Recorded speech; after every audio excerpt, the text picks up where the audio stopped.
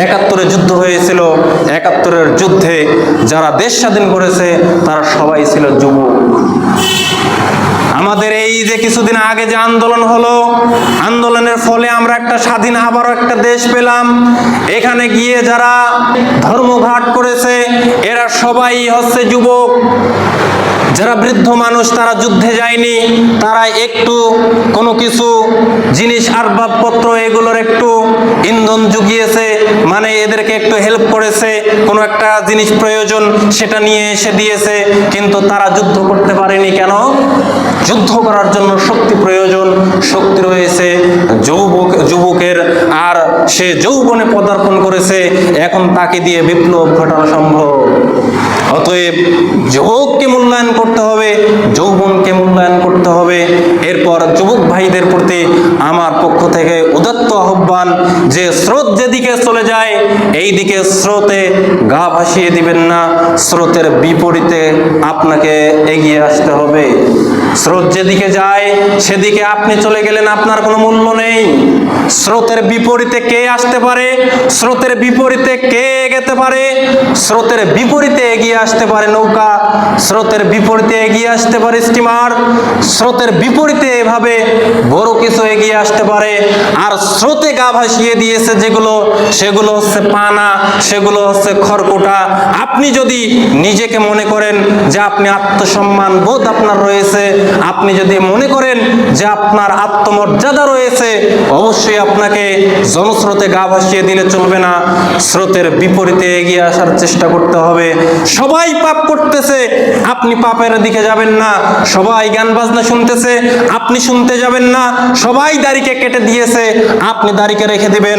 তার মানে আপনার ভারত রয়েছে, আপনার মান মর্যাদা রয়েছে, আপনি সেটাকে মূল্যায়ন করতে শিখেছেন। তার মানে আপনি হচ্ছেন আত্মমর্যাদাশীল লোক, আপনি হচ্ছেন আত্মমর্যাদাশীল ব্যক্তি, আপনি আপনার মর্যাদা দিতে শিখেছেন। আল্লাহ তাআলা যুবকদের যৌবনকে মূল্যায়ন করার তৌফিক দান করুক। আল্লাহুম্মা আমিন। আল্লাহ যেন আমাদেরকে সাহায্য সহযোগিতা করেন। আল্লাহুম্মা আমিন।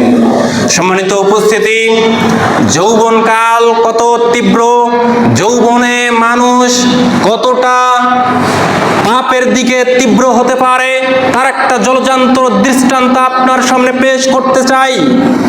মুসনাদে আহমদে একটি হাদিস এসেছে, আবু মুওয়াহিল রাদিয়াল্লাহু তাআলা আনহু হাদিসের বর্ণনাকারী قال তিনি বলেন, ইন্না ফাতান শাব্বান আতান নবী সাল্লাল্লাহু আলাইহি ওয়াসাল্লাম, একদা একটা যুবক রাসূল সাল্লাল্লাহু আলাইহি ওয়াসাল্লামের নিকটে আসলো।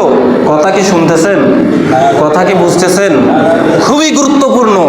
একটা যুবক তার যৌবনের যন্ত্রণা পাপ কাজে কতটা এগিয়ে যেতে পারে তার একটা উদাহরণ আপনাকে হাদিস থেকে দিচ্ছি। রাসূল সাল্লাল্লাহু আলাইহি ওয়াসাল্লাম সাহাবীগণকে নিয়ে বসে আছেন, এমতো একটা অবস্থায় এমতো সময়ে একটা যুবক চলে আসলো। এসে রাসূল সাল্লাল্লাহু আলাইহি ওয়াসাল্লামকে বলতেছেন, ইযান লি বিজানা, হে আল্লাহ রাসূল আপনি আমাকে জিনা করার অনুমতি দেন।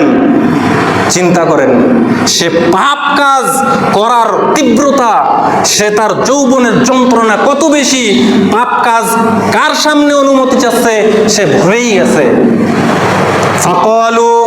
ফাকালু সাহাবীগণ বললেন, ফাজাসারুহু ফাকালু মা।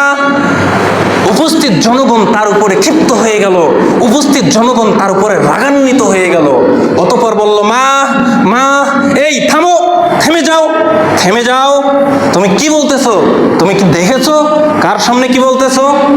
কোন আলেমের সামনে যদি কেউ পাপ কাজের অনুমতি চায়, জনগণ তাকে এভাবে একটু বলবে না যে এই কি বলতেছো, কোথায় কি বলতেছো, মাথা ঠিক আছে নাকি? বলবে না? তো সাহাবীগণ আশ্চর্য হয়ে গেছে, বলছে এই থামো, থেমে যাও, কি বলো ওরা, বলো। এরপর রাসূল সাল্লাল্লাহু আলাইহি ওয়াসাল্লাম ফাকালা ইবনুহু ফাদানা মিনহু কারিবান, রাসূল সাল্লাল্লাহু আলাইহি ওয়াসাল্লাম যুবককে নিজের কাছে ডেকে নিয়ে আসলেন। যুবক রাসূল সাল্লাল্লাহু আলাইহি ওয়াসাল্লামের নিকটে আসলো। কলা বর্ণনাকারী বলেন, ফাজালাসা, সেই যুবক রাসূল সাল্লাল্লাহু আলাইহি ওয়াসাল্লামের সামনে এসে বসে পড়লো। অতঃপর রাসূল সাল্লাল্লাহু আলাইহি ওয়াসাল্লাম যুবককে বলতেছেন, আতুহিব্বুল উম্মুক, তুমি কি পছন্দ করো, তুমি কি চাও তোমার মায়ের সাথে জিনা করা হোক, তোমার মায়ের সাথে কেউ জিনা করুক, এটা কি তুমি চাও? কলা, যুবক বলতেছে ওয়াল্লাহি, আল্লাহর কসম, আল্লাহ তাআলা আমাকে আপনার জন্য উৎসর্গ করুক। ওয়াল্লাহি, আল্লাহর কসম করে বলতেছি, আমি তো চাই না দুনিয়ার কোনো মানুষ চায় না যে তার মায়ের সাথে জিনা করা হোক। পৃথিবীর কোনো মানুষ চায় না, আমি তো চাওয়া বহু দূরের কথা। রাসূল সাল্লাল্লাহু আলাইহি ওয়াসাল্লাম আবার তাকে জিজ্ঞাসা করলেন, তুমি কি চাও, তুমি কি পছন্দ করো যে তোমার মেয়ের সাথে জিনা করুক কেউ? তুমি কি এটা পছন্দ করবে, চাইবে? তখন সে আবারও বলতেছে ওয়াল্লাহি, আল্লাহর কসম করে বলতেছি, আল্লাহ আমাকে আপনার জন্য উৎসর্গ হিসেবে কবুল করুক। পৃথিবীর কোনো মানুষ চায় না, আমি তো চাই না পৃথিবীর কোনো মানুষ চায় না যে তাদের মেয়েদের সাথে জিনা করা হোক। নবী সাল্লাল্লাহু আলাইহি ওয়াসাল্লাম বললেন যে তুমি কি চাও, তুমি কি পছন্দ করো যে তোমার বোনের সাথে কেউ জিনা করুক? এটা কি তুমি চাইবে, পছন্দ করবে? তখন সে বলতেছে ওয়াল্লাহি, আল্লাহর কসম করে বলতেছি, আমি তো চাই না পৃথিবীর কোনো মানুষে চায় না যে তাদের বোনেদের সাথে জিনা করা হোক। রাসূল সাল্লাল্লাহু আলাইহি ওয়াসাল্লাম আবার বললেন যে তুমি কি চাও, তুমি কি পছন্দ করো যে তোমার ফুফুর সাথে কেউ জিনায় লিপ্ত হোক? তুমি কি এটা চাও? সে আবারও বলল ওয়াল্লাহি, আল্লাহর কসম করে বলতেছি যে আল্লাহ তাআলা আমাকে আপনার জন্য উৎসর্গ হিসেবে কবুল করুক। আমি তো চাই না ওয়ালা নাসু ইউহিব্বুনাহু লিআম্মাতিহিম, দুনিয়ার কোনো মানুষ চায় না যে তাদের ফুফুদের সাথে জিনা করা হোক, জিনা করুক, এটা কেউ চায় না। অতঃপর রাসূল সাল্লাল্লাহু আলাইহি ওয়াসাল্লাম বললেন, তুমি কি চাও, তুমি কি পছন্দ করবে যে তোমার খালার সাথে কেউ জিনা করুক? এটা কি তুমি চাও?